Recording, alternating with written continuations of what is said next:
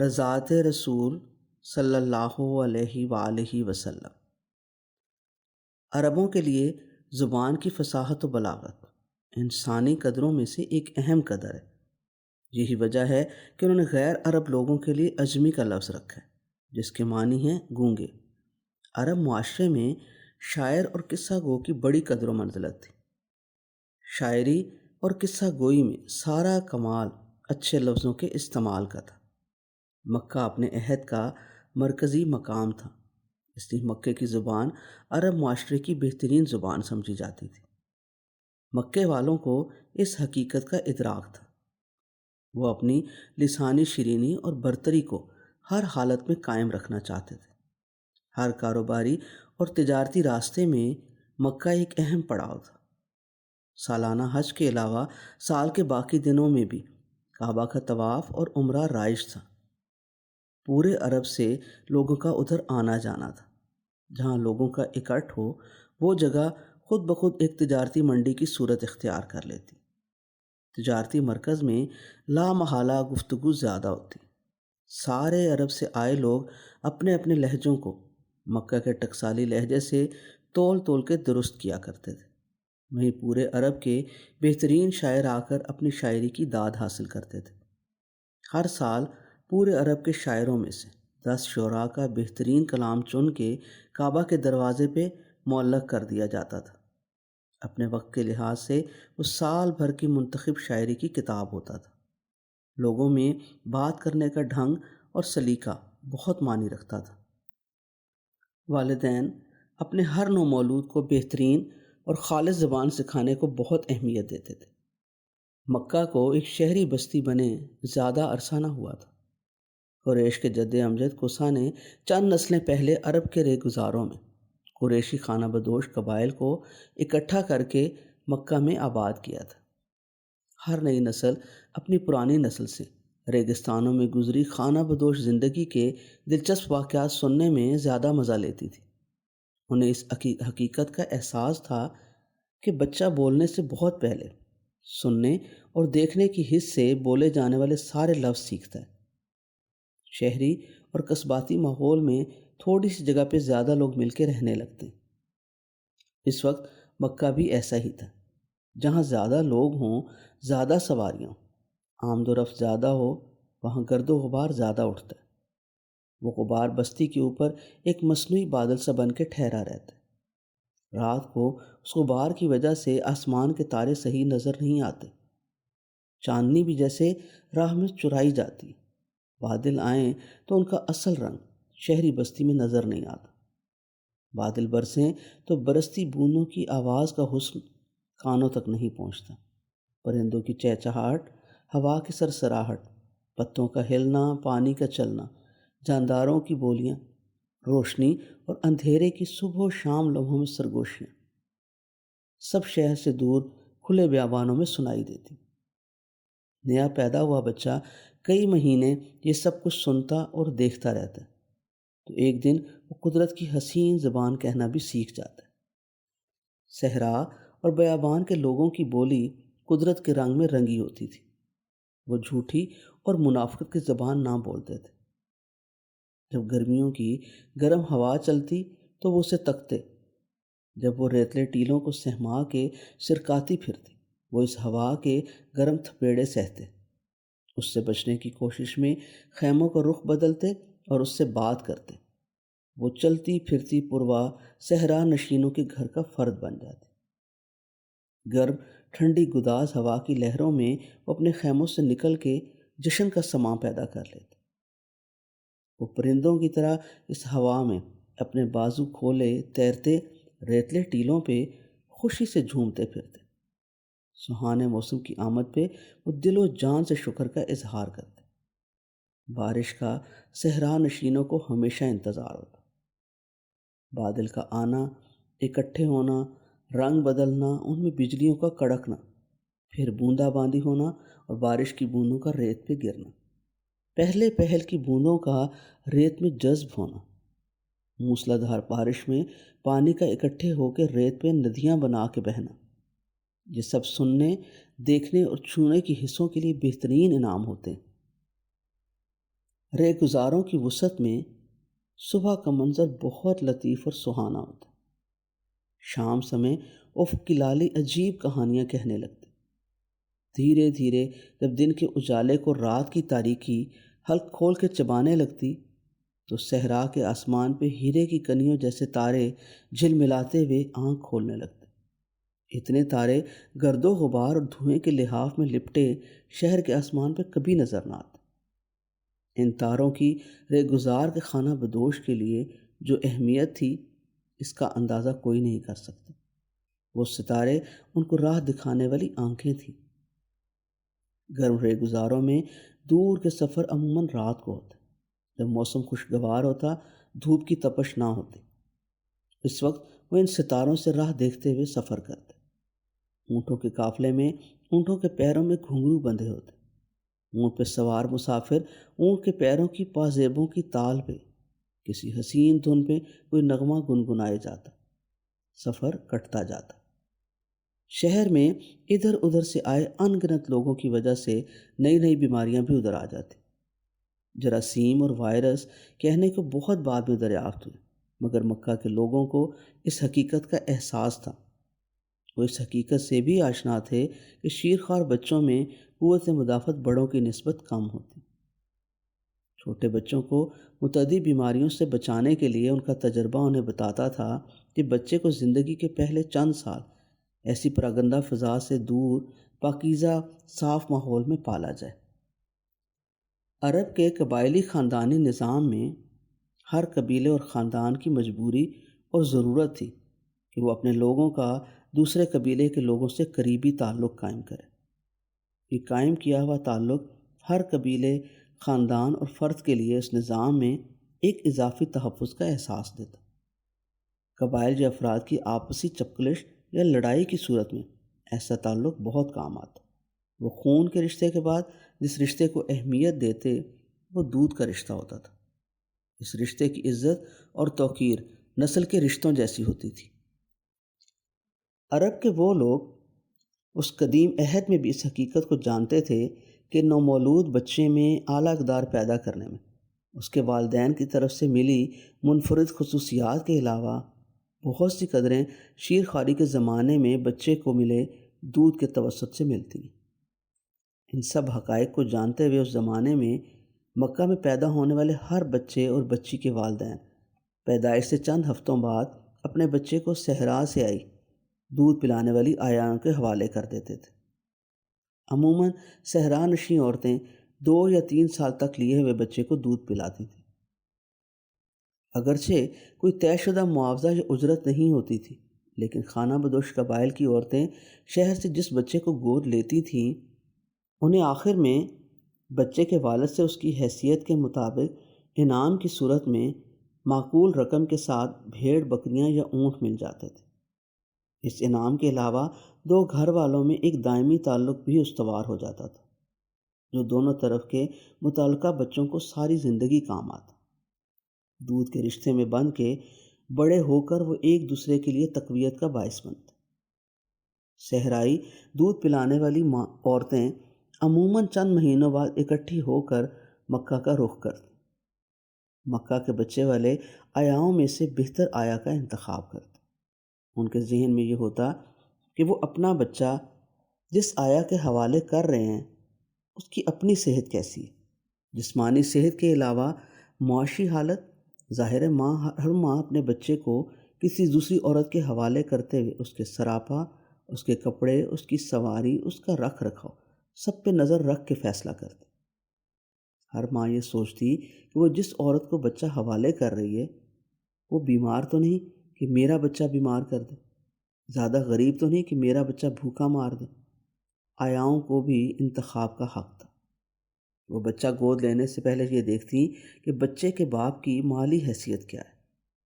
عورتیں تو عموماً اپنے مردوں پہ ہی انحصار کرتی تھیں، اس لیے ہر آیا کو گود لیے بچے کے حوالے سے بچے کے باپ سے 2-3 سال بعد انعام و اکرام کی صورت میں معقول معاوضے کی امید ہوتی تھی۔ بچے کے خاندانی پس منظر کے حوالے سے بھی اس بچے کے مستقبل کا اندازہ ہوا کرتا تھا۔ رسول خدا صلی اللہ علیہ وآلہ وسلم کی پیدائش کے چند ہفتوں بعد بنی سعد کے خانہ بدوش قبیلے سے 10 شیخ خوار بچوں کی مائیں اپنے خاوندوں کے ساتھ اپنی اپنی سواریوں پہ چڑھی مکہ آئیں۔ اس خانہ بدوش قبیلے کے ڈیرے مکہ کے 3 اطراف میں کوئی 10 سے 15 میل کے فاصلے پہ پھیلے ہوتے تھے۔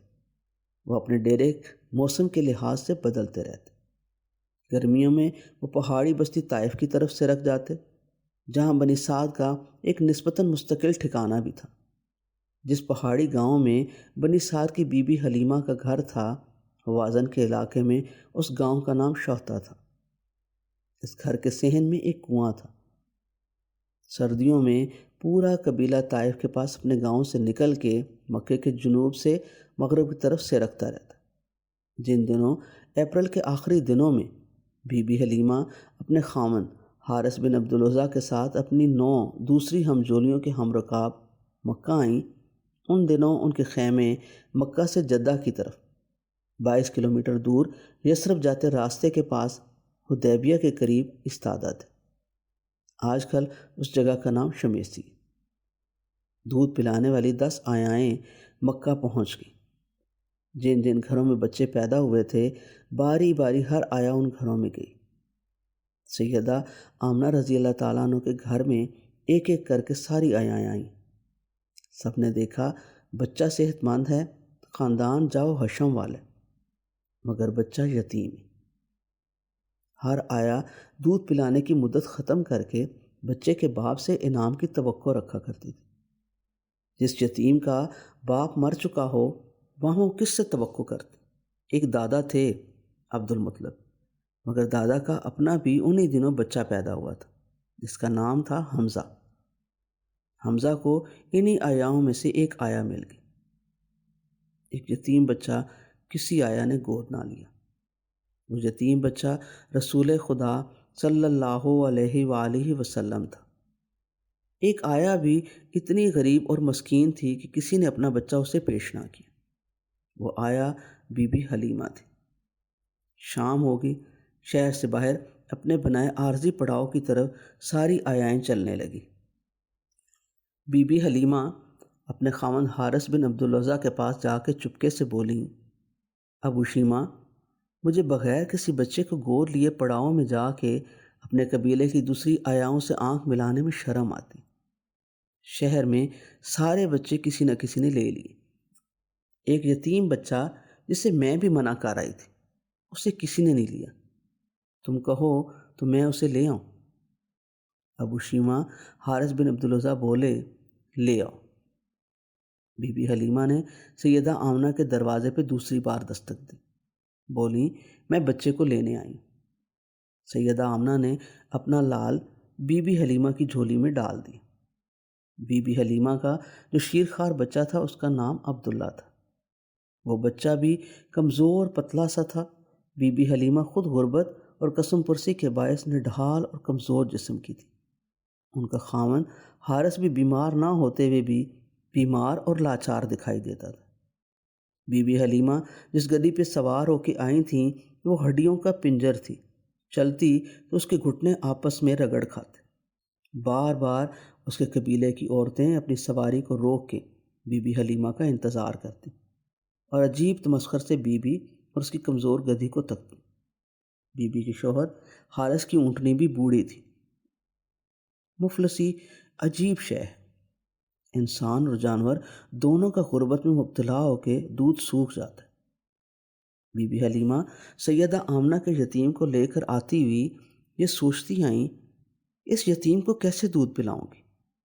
میرا جسم تو میرے اپنے بچے عبداللہ کے لیے پورا دودھ نہیں بناتا۔ میرا بچہ بھوکا رہتا ہے، اب 2 بچوں کو کیسے دودھ پلاؤں گی؟ بی بی حلیمہ نے ساری کہانی بعد میں خود سنائی۔ بولیں، جو ہی میں خیمے میں آئی، مجھے اپنے جسم میں ایک عجیب خوشگوار صحت مند تبدیلی محسوس ہوئی۔ میں نے دونوں بچوں کو دودھ پلانا چاہا تو میں ششدر رہ گئی۔ میرا جسم دودھ سے بھرا ہوا تھا۔ قریشی یتیم بچے نے ایک طرف سے جی بھر کے پیا، پھر سو گیا۔ دوسری طرف سے میرے بچے عبداللہ نے پیا، وہ بھی سیر ہو گیا۔ میں حیران ہوئی سوچتی جاؤں کہ جسم میں آنن فان اتنا دودھ کہاں سے آ گیا؟ اتنے میں خیمے کا پردہ اٹھا کے میرا خاوند ابو شیمہ آ گیا۔ اس کے آنے کا انداز ہی ایسا خوشکن تھا جیسے وہ کوئی اچھی خبر لے کر آیا۔ وہ زمین سے اوپر اچھلتا آ رہا تھا۔ اس کے ہاتھ میں ایک پیالے سے بڑا برتن تھا۔ وہ برتن میرے آگے سرکاتا ہوا خوشی سے چیخنے کے انداز میں کہہ رہا تھا، حلیمہ یہ دیکھ، یہ دیکھ۔ میں نے دیکھا وہ برتن دودھ سے لبالب بھرا ہوا تھا۔ یہ کہاں سے لائے؟ اپنی اونٹنی نے دیا ہے۔ میں ہکی بکی رہ گئی۔ ہماری اونٹنی تو بڑی عمر کی وجہ سے کتنے عرصے سے دودھ دینے سے رک گئی تھی۔ یہ کیسے؟ بس دیکھ لو، یہ سارا دودھ اپنی اونٹنی کا ہے۔ اس سے بہت زیادہ، اتنا تو میں پی آیا ہوں، اونٹنی کے بچے کو بھی پلایا ہے۔ یہ تو تمہارے لیے، یہ سارا۔ ہاں، میں نے اٹھ کے خیمے کا اٹھا ہوا پلو اچھی طرح گرا دی۔ شام کی روشنی خیمے کی درزوں سے اندر آ رہی تھی۔ بغیر چراغ جلائے ہم دونوں میاں بیوی کی آنکھوں کے چراغ جل رہے تھے۔ میں نے پیالہ پکڑ کے پیا، مجھ سے پورا نہ پیا جا سکا۔ میں نے اپنے خاوند سے کہا، ابو شیمہ تم بھی پیو۔ بہت پی چکا۔ کمال ہو گیا، میں ہونٹوں سے دودھ کی گاڑی سفیدی پونچھتی ہوئی بولی۔ پھر میں نے اپنے خاوند کو بتایا کہ میرا جسم بھی دودھ سے بھر دیا گیا ہے۔ دونوں بچوں نے سیر ہو کے پیا، پھر سو گئے۔ میرا خاوند خوشگوار حیرانی سے مجھے تکتا گیا اور پھر بولا، حلیمہ مجھے لگتا ہے تم کوئی بہت ہی بابرکت روح والا بچہ لے آئی۔ یہی لگتا ہے۔ تم دیکھو ابو شیمہ، میں تو اسے یتیم سمجھ کے پہلے چھوڑ آئی تھی۔ سبھی چھوڑ گئی تھیں اسے، لیکن اس کی ماں کہہ رہی تھی میرا بچہ بڑی شان والا ہے، تم دیکھنا۔ ابو شیمہ میں نے تو دیکھ لیا۔ مجھے بھی دکھ رہا ہے حلیمہ۔